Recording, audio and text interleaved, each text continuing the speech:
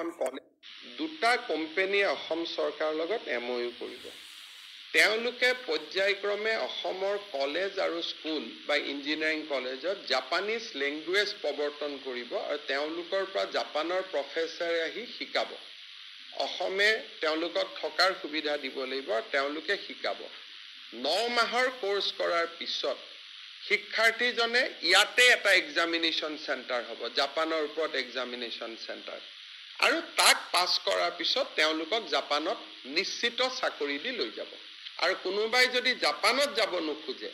ভাৰতত যিবিলাক জাপানী কোম্পানী আহিছে সেই জাপানী কোম্পানী বিলাকত চাকৰি দিব কোনোবাই যদি বোলে মই ফ্যামিলি বা মই কিবা কাৰণত ভিসা নাপালো পাসপোৰ্ট নাপালো so there will be two options either they will be able to work in the Japanese company in India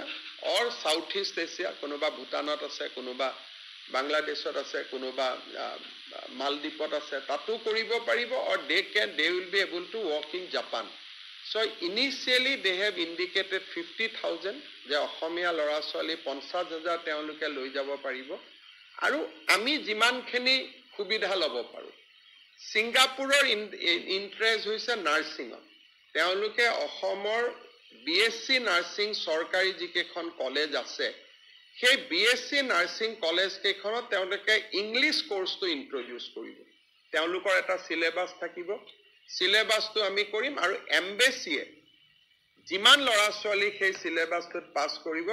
Singapore এমবেচিয়ে লৈ গৈ তেওঁলোকক সিঙ্গাপুৰত চাকৰি দিব অসমৰ পৰা 17 গৰাকী ছোৱালীক আমি পৰীক্ষামূলকভাৱে পঠাইছিলো মই আগত আপোনালোকক এবোৰ কোৱা নাছিলো সৰু সৰুকৈ মই যোৱা 3.5 বছৰত এবোৰ ইনিচিয়েটিভ লৈ আছিলো এইবাৰ মই যেতিয়ালৈকে ছোৱালীকেজনীক লগ নাপাও মোৰ মনত বিশ্বাস নাছিলে মই 17 গৰাকী ছোৱালীকে লগ পাইছো 2 গৰাকী মেঘালয় নাগালেণ্ডৰো আছে কিন্তু গুৱাহাটীৰ চেণ্টাৰতে তেওঁলোক পাস কৰা